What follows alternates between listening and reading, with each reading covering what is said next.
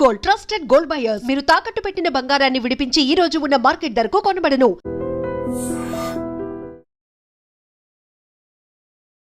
Hi hello నమస్తే, welcome to I dream media. నేను మీ శ్రావ్య. మనతో పాటు QPFB రమేష్ పసుపులెట్టి గారు ఉన్నారు. నమస్తే సార్. నమస్తే. చాలా మందికి ఇప్పుడు ప్రతి ఒక్కరు ఆలోచించేది గోల్డ్ రేట్స్ ఎలా ఉన్నాయి. స్టాక్ మార్కెట్ గురించి పట్టించుకోకపోయినా గోల్డ్ రేట్ అనేది ప్రతి ఒక్కరు గమనిస్తూనే ఉంటారు. సో ఇవాళ గోల్డ్ రేట్ ఎలా ఉంది, మనకి దాని గురించి ఒకసారి చెప్తారా? గోల్డ్ రేట్ యాక్చువల్లీ తగ్గే అవకాశం ఎక్కువ ఉంది. So already all time high touch చేసింది 1,03,000 నుంచి. మళ్ళీ ఇప్పుడు 98,000కి వచ్చింది గోల్డ్. డెఫినెట్గా ఇక్కడ నుంచి 90,000 వెళ్ళే అవకాశం గోల్డ్ చాలా ఎక్కువ ఉంది ఛాన్సెస్. కాకపోతే ఏంటంటే ట్రంప్ కొద్దిగా టారిఫ్ డిలే జరుగుతుంది కాబట్టి కొంచెం గోల్డ్ హోల్డ్ అయ్యింది యాక్చువల్గా. సో మేబీ జూలై మొత్తం కొద్దిగా గోల్డ్ అప్ సైడ్ ఉండొచ్చు కొంచెం, లేదంటే ఇక్కడే రేంజ్ బౌండ్గా ఉండొచ్చు. ఎందుకంటే ఆగస్ట్ 1 నుంచి అన్ని కంపెనీస్లో టారిఫ్ అమల్లోకి వచ్చేస్తుంది. సో ఎప్పుడైనా జియో పొలిటికల్ ఇష్యూ ఉన్నప్పుడు గోల్డ్ పెరుగుతుంది. ఒకసారి ఇలా జియో పొలిటికల్ ఇష్యూస్ అన్నీ వెళ్ళిపోతే గోల్డ్కి నెగిటివ్గా జరుగుతుంది. గోల్డ్ యాక్చువల్గా లాస్ట్ 4 yearsగానే పెరిగింది. అంతకుముందు పెద్ద రిటర్న్ లేదు, గోల్డ్ కాన్స్టెంట్ గానే ఉండింది. అవును. ఈ 4 years ఎందుకు పెరిగిందంటే 4 yearsగా రష్యా ఉక్రెయిన్ వార్ కానివ్వండి, ఇజ్రాయెల్ ఇరాన్, మనము పాకిస్తాన్, ఇట్లా కొన్ని జియో పొలిటికల్ ఇష్యూస్ వల్లే gold all time high touch చేసింది. యాక్చువల్గా మనం అనుకుంటాం కానీ గోల్డ్ చాలా ఎక్కువ రిటర్న్ ఇచ్చిద్దని. లాస్ట్ 30 years చూస్తే గోల్డ్ ఇచ్చిన రిటర్న్ ఓన్లీ 12%. 1995లో గోల్డ్ 4,000 ఉంది 10 grams. సపోజ్ ఒక గవర్నమెంట్ ఎంప్లాయీ అనుకుందాం. గవర్నమెంట్ ఎంప్లాయీ శాలరీ అప్పుడులో కూడా 4,000 ఉంది. అంటే 1 month శాలరీ పెడితే 10 grams గోల్డ్ వచ్చేది. అదే ఇప్పుడు చూసుకుంటే గవర్నమెంట్ ఎంప్లాయీ శాలరీ కూడా ఆల్మోస్ట్ 1 lakh ఉంది పర్ మంత్. సో ఇప్పుడు కూడా 1 lakh పెడితే 10 grams గోల్డే వస్తుంది. అంతేగాని పెద్ద ఎక్కువ డిఫరెన్స్ ఏం లేదు, అంతకన్నా పెద్ద ఎక్కువ పెరగలేదు. ఓవరాల్ రిటర్న్ చూసుకున్నా కూడా 12% రిటర్న్ కన్నా గోల్డ్ ఇవ్వలేదు. ఇంకొక రేషియో చూస్తే ఆల్మోస్ట్ 2000లో గోల్డ్ అప్పటి నుంచి యాక్చువల్ 95 నుంచి గోల్డ్ పెద్ద పెరగలేదు. 2000 వరకు కూడా ఓన్లీ 4,400 రూపీస్ ఉంది. ఆ టైంలో సిల్వర్ చూస్తే 22,000 ఉంది 1 kg. గోల్డ్ 10 grams 4,400 ఉంటే సిల్వర్ 22,000 ఉంది. అదే 2020కి వచ్చేళ్ళకి గోల్డ్ వచ్చి 18,500 అయింది. సిల్వర్ వచ్చి ఆల్మోస్ట్ 37,000 అయింది. అంటే డబల్కి వచ్చేసింది. సిల్వర్ పెరుగుతూనే వస్తుంది. సిల్వర్ డబల్ అంటే యాక్చువల్గా 2000లో 5 times ఉండింది. గోల్డ్ 10 grams వస్తే సిల్వర్ ఇంకా ఎక్కువ వచ్చేది అదే అమౌంట్కి. సో కానీ ఇప్పుడు ఉండే కొద్ది ఏమవుతుందంటే ఇప్పుడు ఇవాళ చూస్తే ఆల్మోస్ట్ గోల్డ్ 10 grams ఏమే ఉంది, సిల్వర్ 1 kg కూడా సేమే ఉంది, 1 lakh ఉంది. అంటే యాక్చువల్లీ సిల్వర్ పెద్ద పెరగలేదు, 5 times ఎక్కువ ఉండేది 2000లో. అలాంటిది డబల్కి వచ్చింది 2010లో మనకి 18,500 పెడితే 10 grams సిల్వర్ గోల్డ్ వచ్చేది. అదే మనం డబల్ అమౌంట్ 37,000 పెడితే 1 kg సిల్వర్ వచ్చేది. కానీ ఇప్పుడు చూస్తే 10 grams గోల్డ్కి ఆల్మోస్ట్ సిల్వర్ కూడా ఈక్వల్ అయిపోయింది, 1 kg సిల్వర్ వచ్చేస్తుంది. యాక్చువల్గా సిల్వర్ ఎక్కువ పెరగలేదు, కాకపోతే సిల్వర్ లాస్ట్ 1 year నుంచి బాగా పెరుగుతుంది. యూసేజ్ కూడా ఎక్కువైంది. అందుకనే యాక్చువల్గా ఏంటంటే లాస్ట్ 1 year నుంచి మెయిన్ గోల్డ్తో పాటు సిల్వర్ కూడా ఇండస్ట్రియల్ యూస్కి ఉపయోగిస్తున్నారు. ఐ మీన్ గోల్డ్ ఎక్కువ యాక్చువల్లీ ఇండస్ట్రియల్ యూస్కి ఉపయోగించరు. ఓన్లీ ఏంటంటే మనం అసెట్, సో ఒక అసెట్ లాగా ఇన్వెస్ట్ చేసుకోవడానికి ఉపయోగపడుతుంది. ఒక రిజర్వ్ బ్యాంక్స్ కరెన్సీకి ఎగనెస్ట్గా డిపాజిట్ చేసుకుంటారు, ఇన్ఫ్లేషన్కి ఎగనెస్ట్గా డిపాజిట్ చేసుకుంటారు. మనం ఏంటంటే కొద్దిగా మన ఆర్నమెంట్స్ కోసం, సో దానికోసం చేస్తాం. అంతకు మించి సిల్వర్ ఏంటంటే వాటిని కూడా మ్యారేజ్లో ఉపయోగిస్తారు, పెళ్ళిళ్ళకి గిఫ్ట్గా ఇస్తారు సిల్వర్. వాటితో పాటు మనకి ఇండస్ట్రియల్ యూసేజ్ ఉంది, వాటితో పాటు సిల్వర్ ప్యానల్స్లో వాడుతున్నారు. సో సిల్వర్ కూడా బ్రేక్అవుట్ అయింది, ఆల్ టైమ్ హై బ్రేక్అవుట్ అయ్యి 1,10,000 ఉంది. గోల్డ్ తగ్గింది కానీ సిల్వర్ తగ్గలేదు. సో నెక్స్ట్ అసెట్ కంపల్సరీగా సిల్వర్ ఉండే అవకాశం ఉంది. అందుకని ఎవరైనా ఇన్వెస్ట్ చేయాలనుకుంటే కొద్దిగా సిల్వర్లో ఇన్వెస్ట్ చేయడం బెటర్ గోల్డ్ కన్నా. గోల్డ్లో ఇన్వెస్ట్ చేయాలనుకుంటే మాత్రం కంపల్సరీగా 90,000 దాకా వచ్చే అవకాశం ఉంది. మనకి సిల్వర్లో డిజిటల్ ETF లేవు కదా సార్? సిల్వర్లో కూడా ETF ఉన్నాయా? ఓకే, అన్నిట్లో ఉన్నాయి. సిల్వర్ ETF, కాపర్ ETFs ఉంటాయి. అన్ని రకాల ఇన్వెస్ట్మెంట్స్లో ETFs దొరుకుతాయి. డెఫినెట్గా వాటిలో ఇన్వెస్ట్ చేసుకోవడం బెటర్. కొద్దిగా తగ్గే అవకాశం అయితే గోల్డ్లో ఉంది కాబట్టి తొందరపడి బై చేయాల్సిన అవసరం లేదు. ఆగస్ట్ వరకు కొంచెం ఆగండి అంటారు. ఇప్పుడు ఉండే సిచ్యువేషన్స్ బట్టి ఆ టారిఫ్ డీటెయిల్స్ అన్ని తెలిసేంత వరకు కొద్దిగా ఆగండి అనే చెప్తారు. టారిఫ్స్ కానీ ఎక్కువ ఉంటే మళ్ళీ గోల్డ్ పెరిగే అవకాశం కూడా ఉంది. టారిఫ్స్ కానీ కొద్దిగా తక్కువ ఉంటే మాత్రం గోల్డ్ తగ్గే అవకాశం.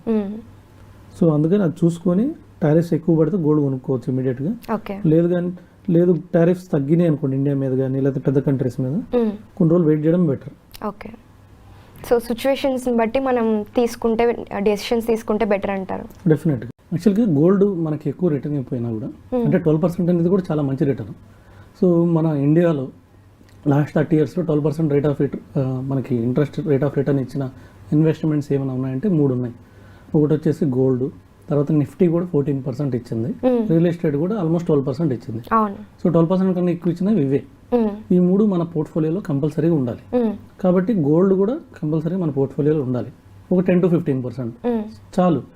ఎందుకు ఓన్లీ 10 to 15% అన్నానంటే గోల్డ్ ఏంటంటే 12% కన్నా ఎక్కువ ఇవ్వలేదు. యాక్చువల్గా ఏంటంటే ఇన్ఫ్లేషన్ కన్నా 1% ఇస్తుంది ఎక్కువ. ఇది ట్రాక్ రికార్డు. ఇప్పుడు మనకి ఈక్విటీలో ఉన్న ఆపర్చునిటీస్ గోల్డ్లో ఉండవు, ఈక్విటీలో కానీ రియల్ ఎస్టేట్లో కానీ. ఈక్విటీ ఏమవుతుందంటే మీరు కొన్ని వినుంటారు. యాక్చువల్గా సపోజ్ 1990లో ఎవరైనా విప్రో షేర్ 10,000 రూపాయలు పెట్టుంటే ఇవాళ 700 కోట్లు, ఇవాళ దాని విలువ 700 కోట్లు. అది అట్లా క్విట్ చేయకుండా కంటిన్యూ చేస్తుంటే లేదా దాన్ని అలాగే వదిలేస్తుంటే ఓ 10,000 పెట్టి మర్చిపోయి ఉంటే ఇవాళ 700 కోట్లు. అలాంటిది ఒక ఇన్ఫోసిస్ లాంటి కంపెనీ కూడా 1992లో స్టార్ట్ అయింది, 30 కోట్లతో స్టార్ట్ అయింది కంపెనీ విలువ. ఇవాళ మార్కెట్ క్యాపిటల్ చూస్తే almost 15 lakhs crores Infosys. So 12 lakh crores నుంచి 15 lakhs crores ఉంది. అంత అవకాశం దేంట్లో ఉంటుందంటే ఈక్విటీలోనే ఉంటుంది. అన్నీ పెరుగుతాయని కాదు, ఎందుకంటే మళ్ళీ ఇందులో రిస్క్ కూడా ఉంటాయి. చాలా కంపెనీలు జీరో కూడా అయిపోయాయి. కాకపోతే మనకి యావరేజ్ రిటర్న్ కూడా 14 to 15% రిటర్న్ ఇచ్చింది. మనం దాన్ని ఎలా చూసుకోవాలి సార్? అంటే ఎప్పుడు పెరుగుతుంది ఎప్పుడు తగ్గుతుంది అని తెలియదు. ఒక కామన్ మ్యాన్ చూసుకోవాలి అని అంటే పెరుగుతుంది తగ్గుతుంది అనేది ఎలా క్యాలిక్యులేట్ చేసుకోవాలంటారు? ఈక్విటీ గురించి క్యాలిక్యులేట్ చేసుకోవాలంటే దానికి ఫండమెంటల్ అనాలిసిస్ అని చెప్పేసి, సో కంపెనీ యొక్క గ్రోత్ మార్కెట్ క్యాపిటల్ ఎలా ఉంది ఫస్ట్, అసలు కంపెనీ ఏ థీమ్లో ఉంది, వాళ్ళ బిజినెస్ ఏంది, వాళ్ళ బిజినెస్ మంచి బిజినెస్. ఇప్పుడు సపోజ్ కొన్ని ఫాస్ట్ గ్రోయింగ్ కంపెనీస్ ఉన్నాయి లైక్ జెప్టో కానివ్వండి.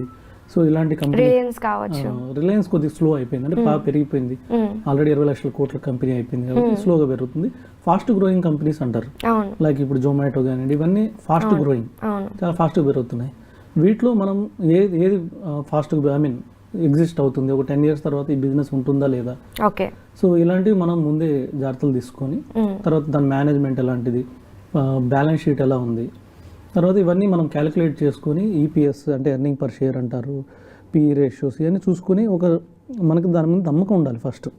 అంటే ఈ కంపెనీ నెక్స్ట్ 10 ఏళ్ళు ఉంటుంది, 20 ఏళ్ళు ఉంటుంది, ఈ బిజినెస్ ఎగ్జిస్ట్ అవుతుంది, అలాంటి దాంట్లో చూసుకొని మనం ఇన్వెస్ట్ చేయాలి. మధ్యలో ఏమైనా ప్రాబ్లం అయితే మళ్ళీ ఎగ్జిట్ అయిపోవాలి. మళ్ళీ దానికోసం ఎప్పటికప్పుడు చూసుకుంటూ ఉండాలి. క్వార్టర్లీ ఒకసారి రిజల్ట్స్ వస్తాయి, ఆ రిజల్ట్స్ బాగాలేకపోతే ఆ షేర్లోంచి మనం బయటికి ఎగ్జిట్ కావాలి, మళ్ళీ బాగున్నప్పుడు ఎంటర్ కావచ్చు. ఇలాంటి కొన్ని జాగ్రత్తలు తీసుకోవాలి. లేదంటే మనకి ఇవన్నీ తెలియకపోతే హ్యాపీగా మ్యూచువల్ ఫండ్కి వెళ్ళిపోవచ్చు.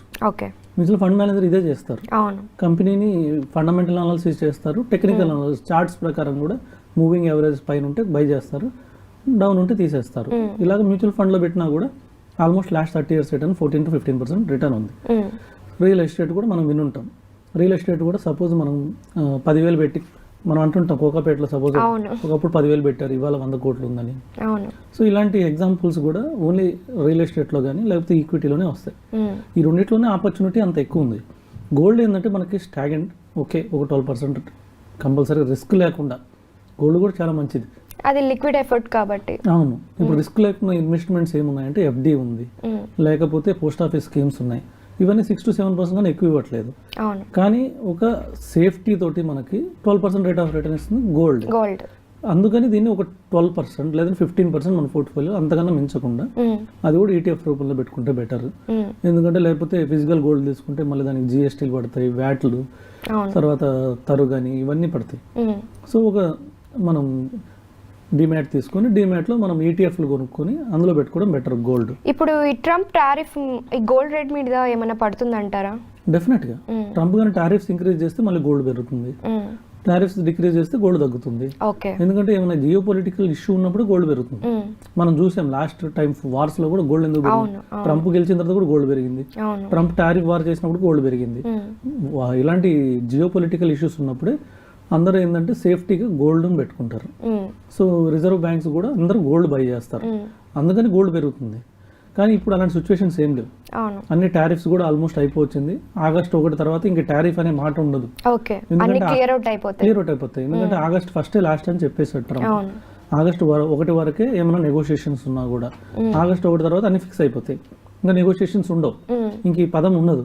అందుకని అక్కడ నుంచి గోల్డ్ తగ్గే అవకాశం ఉంది. ఓకే. అందుకని ఎవరైనా ఇన్వెస్ట్ చేయాలనుకుంటే కొద్దిగా ఆగి ఇన్వెస్ట్ చేయొచ్చు.